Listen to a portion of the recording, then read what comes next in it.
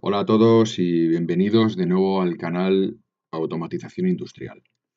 En esta ocasión vamos a ver el funcionamiento de o como pone aquí en el título, el control de un taladro semiautomático. Se le ha llamado semiautomático porque aunque no es necesaria la presencia del operario para el proceso del propio taladro en la pieza, sí que va a hacer falta que sea el operario el que ponga en marcha el mecanismo. ¿De acuerdo? Podría hacerse que no, pero en este caso se ha decidido que sea así, ¿vale? Entonces, vamos a describir un poquito cómo sería el proceso. En este dibujito, pues se puede apreciar cómo hay un primer motor, un motor M1, ¿vale? Que lo que se va a encargar es de subir y bajar el taladro, ¿vale? Va a subir y bajar esta columna del taladro, ¿vale? Bueno, bajar primero y después subir. Luego tenemos un motor M2 que únicamente se va a encargar del giro del taladro en un sentido, ¿vale?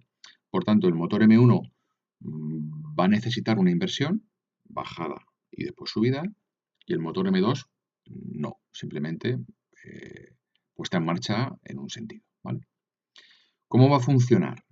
Pues partimos de una ubicación inicial en la que el taladro va a estar en la posición superior y en donde pues va a estar de alguna manera identificado por este final de carrera, por el final de carrera 2, ¿vale? Cuando el taladro esté arriba, pues va a estar marcado o señalizado por ese final de carrera.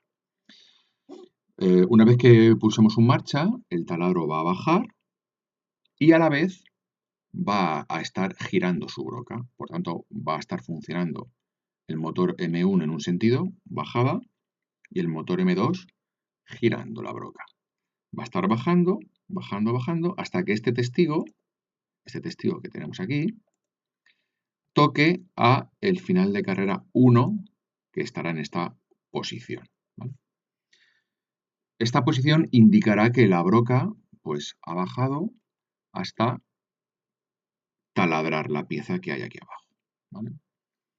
En ese momento el taladro se va a esperar un tiempo corto, nos da igual ese tiempo, 2 segundos, 3 segundos, 1 segundo incluso, nos da igual.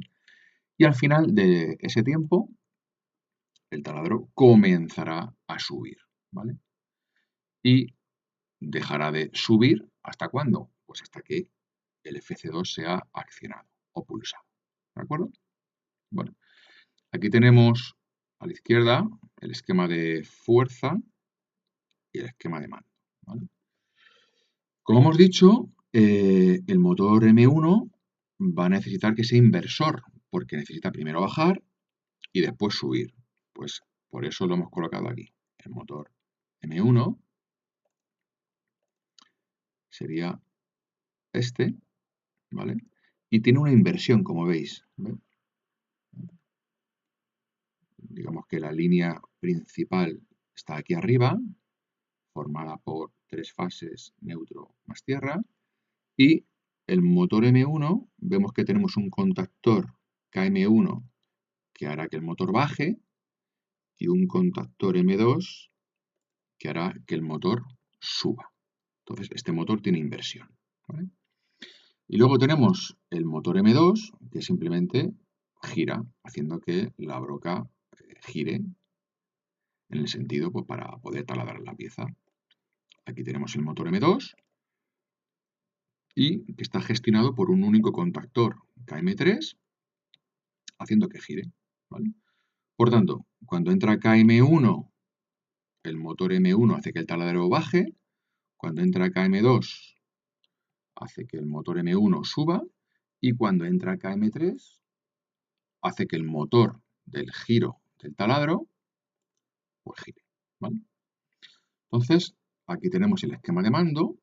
Y en el esquema de mando, pues como siempre, pues tenemos un primer elemento que sería o bien un automático propio monopolar o un polo del automático general. ¿De acuerdo? Un polo del automático general. ¿Para qué? Pues para proteger el circuito de mando exclusivamente. A continuación, fijaros, la primera diferencia con otros vídeos que se han mostrado anteriormente. Ahora no tenemos solamente los contactos auxiliares de un único relé de sobreintensidad. ¿Por qué?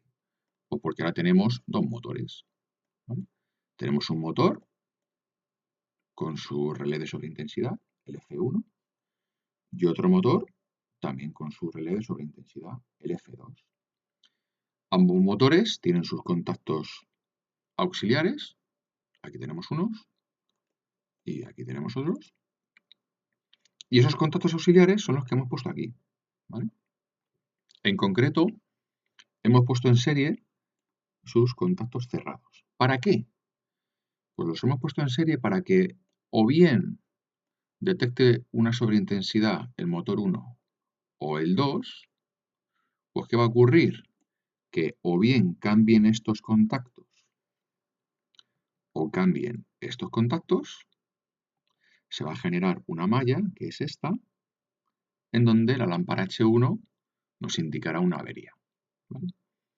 En este caso nos indica que hay avería, no nos dice de qué motor es la avería, ¿vale? Se podría hacer perfectamente, sacando una lámpara del F1 y sacando otra del F2, pues si eso sucediese así, pues cuando se abre el F1, pues indicaría que la avería es de un motor, y si se abre el F2, indicaría que la avería es del otro motor. Pero en este caso solamente hemos querido marcar una avería general.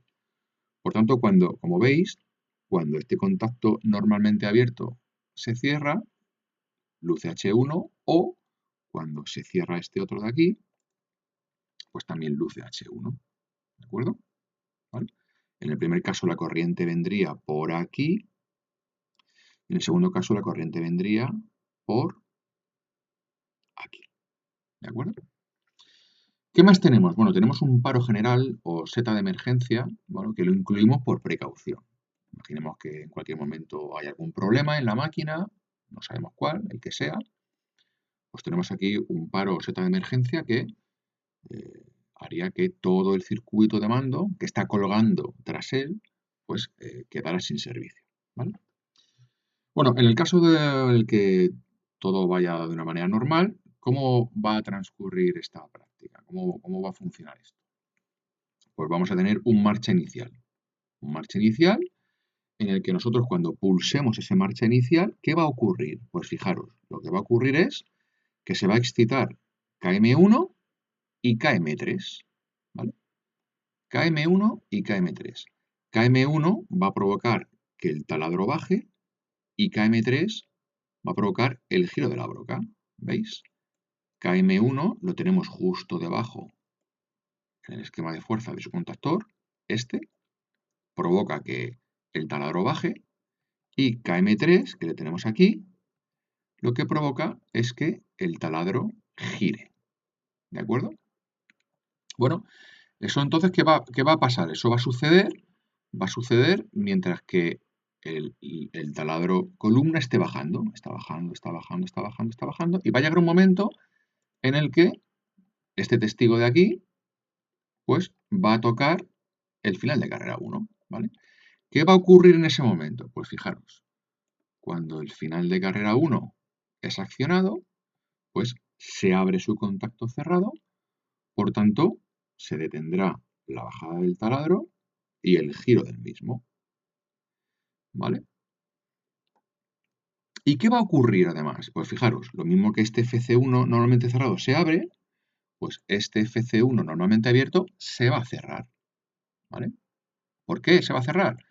Pues porque como este testigo ha llegado aquí, los contactos asociados del final de carrera cambian. El cerrado, como digo, se abre y el abierto se cierra, ¿vale? ¿Y qué va a ocurrir cuando esto se cierre, cuando este contacto del FC1 se cierre? Pues como veis, va a alimentar a un temporizador. ¿Qué misión tiene ese temporizador? Ese temporizador tiene la misión de que la transición de bajada y subida del taladro no sea tan brusca, digamos que no baje y nada más bajar suba, sino que baje, se espere un poquito, 2 segundos, 3 segundos, y al final de esa cuenta suba. Entonces, como digo, se va a cerrar el FC1, por tanto, va a alimentarse un temporizador, va a comenzar una cuenta en el temporizador Y cuando termine esa cuenta, pues ¿qué va a ocurrir? Pues que sus contactos van a cambiar. En este caso, este que tenemos aquí. ¿Veis? Cuando acabe la cuenta en el temporizador, ese contacto abierto del temporizador se va a cerrar. Al cerrarse, ¿qué va a suceder? Pues que la bobina KM2 se va a alimentar. Se va a alimentar y se va a realimentar. ¿De acuerdo? ¿Por qué lo realimentamos? Pues muy fácil. Si nosotros no lo realimentásemos, ¿qué pasaría? Pues que claro, el taladro va a comenzar a subir. Al comenzar a subir, dejamos de pulsar FC1 y si se deja de pulsar FC1, ¿qué pasa? Pues que este contacto se va a abrir, se va a dejar de alimentar el temporizador y por tanto este contacto va a volver a su situación original, abierto. Y si se abre, pues ¿qué pasa con la bobina que hace que el taladro suba? Deja de alimentarse. Entonces el taladro se quedaría abajo, ¿vale? Por eso lo realimentamos, ¿vale? Para que cuando este final de carrera deje de ser pulsado, que es el final de carrera inferior, cuando deje de ser pulsado, pues no nos importa que el temporizador no se alimente, no nos importa que su contacto asociado se vuelva a abrir, porque tendremos el contacto realimentado, ¿de acuerdo? Entonces, ahora está en la columna del taladro subiendo, subiendo, ¿y hasta cuándo subirá? Pues subirá hasta que FC2 sea pulsado, ¿vale? En este caso, ¿veis? Está subiendo el taladro, estamos en la maniobra de subida. ¿Hasta qué? Hasta que FC2 sea pulsado. Como es un contacto cerrado el que hemos utilizado, cuando FC2 sea pulsado, ¿qué va a suceder? Pues que esta malla se va a abrir, ¿vale? Se va a abrir y por tanto la subida se va a detener, ¿vale? Lámparas que tenemos, señalización visual que tenemos, ya hemos visto la de avería. En este caso, pues fijaros, tenemos una lámpara que señaliza cada una de las acciones. ¿Que entra KM1 haciendo que el taladro baje? Pues se cierra KM1 y se señaliza su maniobra. ¿Que entra KM3 haciendo que la broca gire? Pues entra KM3 y su luz correspondiente. ¿Que entra KM2 haciendo que el taladro suba? Pues aquí tenemos su contacto abierto de KM2, provocando que una luz se ilumine. ¿De acuerdo? Bueno, pues esto sería todo en esta práctica sencilla. Espero que os haya gustado y sobre todo que os hayáis enterado. ¿De acuerdo? Venga, pues muchas gracias a todos y nos vemos en el próximo vídeo. Un saludo.